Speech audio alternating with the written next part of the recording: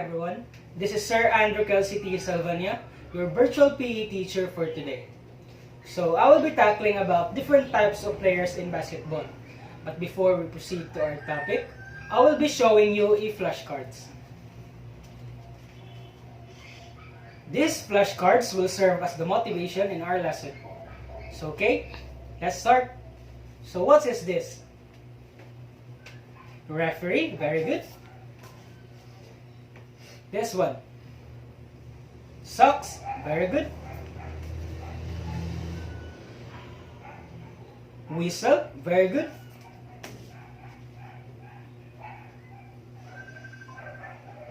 Basketball board or board, very good.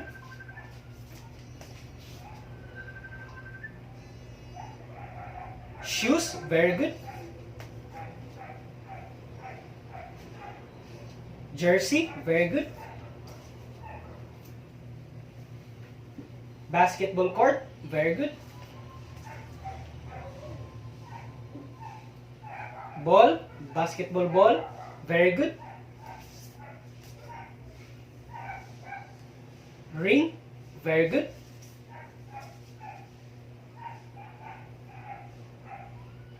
Scoreboard, very good. So that would be the flashcard presentation. So, what do you think are the connections of these materials to our topic? Yes? Okay, very good. Because our topic for today is all about basketball. So, what do you already know about this? So, our lesson for today is all about the different types of players in basketball. Players in a basketball game have assigned basketball positions. The type of players are: first is the point guard. Next is the shooting guard, small forward, power forward, and last is the center. So the center, or the number 5 position. Center is usually the tallest and the strongest player in the team, and this position is under the basket. So usually the center will be located here or under the basket or besides the rim. So if you're looking for a center, it is usually located here.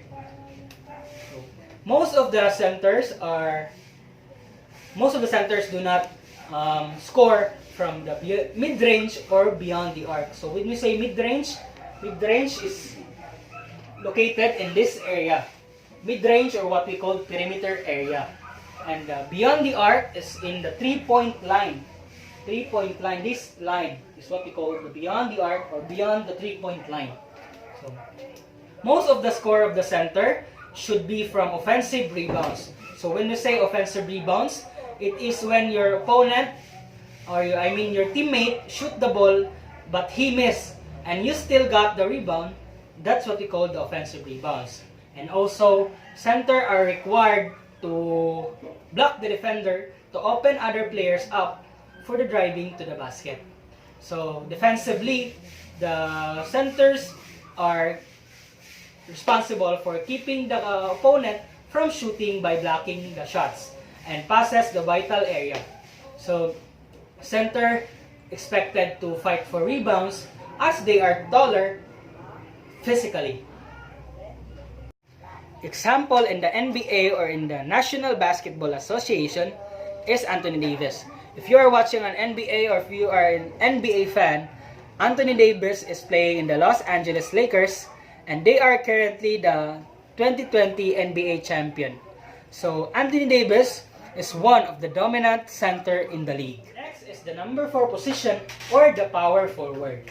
Power forward is usually the second tallest on the team and are closest to the center in terms of physical attributes and playing style, but with more speed. So they are often the most versatile player, as being able to shoot in the paint as well as being able to shoot in the mid-range.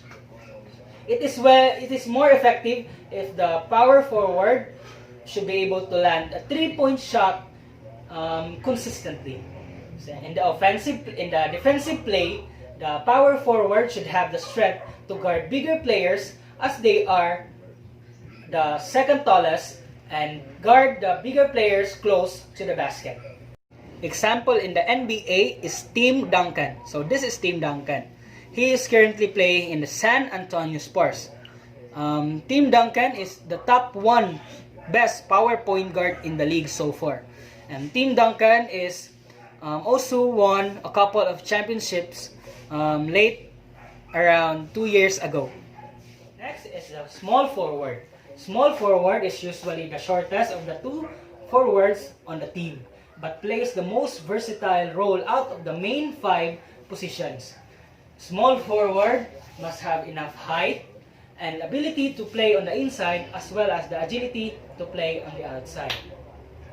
Small forward should be able to do a little bit of everything on the court. Example in the NBA is LeBron James. LeBron James is very popular nowadays for being a good player, good overall player in the league. LeBron James is also a teammate of Anthony Davis playing in the Los Angeles Lakers and being the NBA Finals MVP. Shooting guard or the number 2 position. So shooting guard is the team's best outside shooter. Shooting guard is characterized by 2, the mid-range shooter and the outside shooter, or the 3-point shooter, outside or 3-point shooter. So when you say a mid-range shooter, shooting guard can be able to shoot in this area, perimeter area or the mid-range area. And the second one is the 3-point shooter. So when you say 3-point shooter, you can be able to shoot in the 3-point line or above the 3-point line. So besides of being able to shoot well, a point guard must be good at dribbling fast, passing the ball, and have a court vision by seeing the court. Class, always remember that in a basketball game, a good shooting guard will be a threat to his opponent as he is being able to shoot the ball anywhere on the court. One of the example in the NBA in the shooting guard position is Klay Thompson. Klay Thompson is playing in the Golden State Warriors. So Klay Thompson is one of the deadliest shooter in the league. Lastly, the point guard or the number 1 position. So point guard is usually the shortest but the best ball handler on the team. Point guard, also known as the coach on the floor or the floor general. So point guard is responsible for directing plays. When we say play or plays, it is a technique designed by a team for them to be able to get a score. So a point guard must have a good court vision to make an open shot for the receivers as well as driving the ball down to the court and initiate offensive plays. One of the example in the NBA is Kyrie Irving. Kyrie Irving is currently playing in the Brooklyn Nets. For me, Kyrie Irving is the best point guard in the league so far, for he is having a good ball handling skills. So that would be the different types of players in basketball, as well as their rules and responsibilities inside the playing court. So class, do you have any questions about our discussion?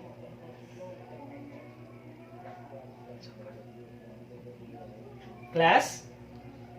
Okay, none so far. So, okay class, I will divide you into 5 groups, consists of 5 to 6 members.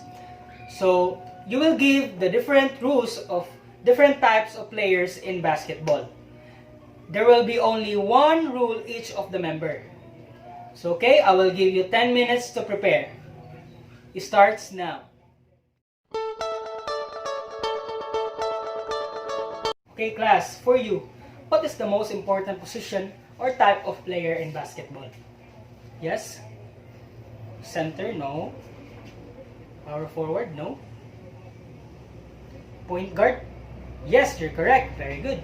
Because point guard is the one who controls the game as he is the floor general. So, based on the activity that I have given to you, can someone explain the different rules of different types of players in basketball? Yes?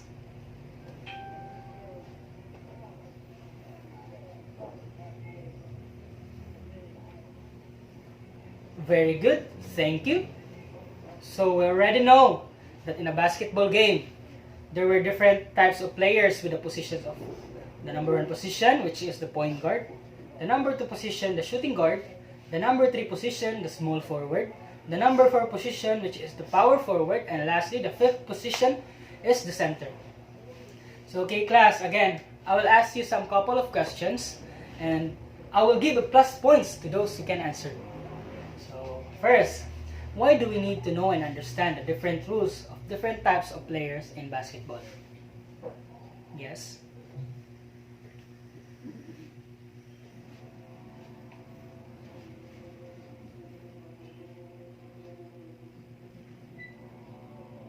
Very good. Thank you so much. We should be able to know and understand the different rules so that for us to be able to know what is their position inside the court. For example, if you are watching an NBA or if you are a basketball player, when your coach assigned you this position, if you are able to know what is the rules and responsibilities of this position, you can do your job well. So last question. How it is important having the different types of players in basketball. Okay?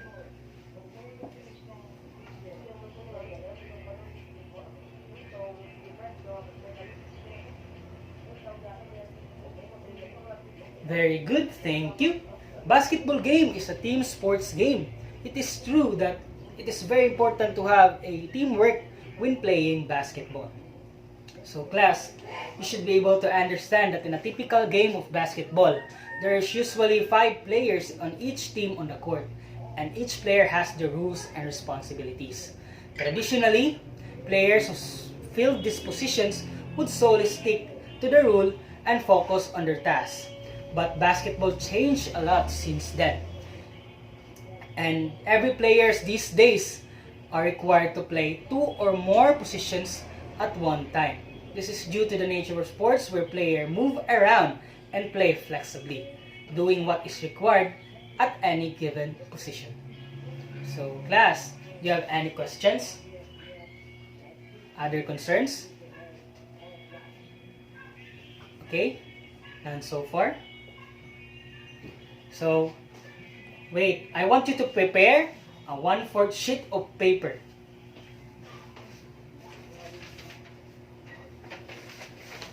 Class, I will be dictating situational questions and you will guess if it is in the position of point guard, shooting guard, power forward, and center. Just write PG, capital PG if the answer is point guard. Capital SG if the answer is shooting guard. Capital SF if the answer is small forward. Capital PF if the answer is power forward, and capital C for center. So okay, let's start. I will be just dictating. Kyrie Irving setting their best place in the game. What is it? Number 2. While running off the court, Klay Thompson didn't hesitate to shoot the ball and make the shot from the tied score of 99. They have the lead now by 3 points. So okay class, I will be dictating twice the question. No more pardon. Again, number 1, Kyrie Irving setting their best place in the game. Number 2, while running off the court, Klay Thompson didn't hesitate to shoot the ball and make the shot from the tied score of 99. They have the lead now by 3 points. What is this position? So okay, let's proceed to number 3. Anthony Davis waited for his point guard Kyrie Irving to pass the ball while on the low post position. Again, Anthony Davis waited for his point guard Kyrie Irving to pass the ball while on the low post position. What is this position?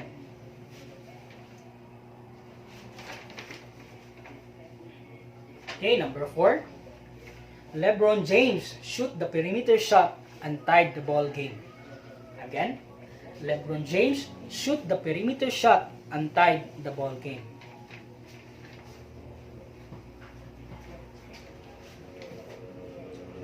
Last number, which is the number 5. Tim Duncan makes the spin move and dunk over the opponent. Again, Tim Duncan makes the spin move and dunk over the opponent. What is this position?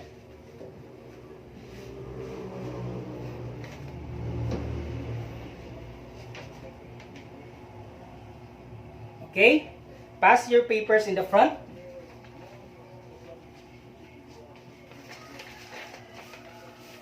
Okay, thank you.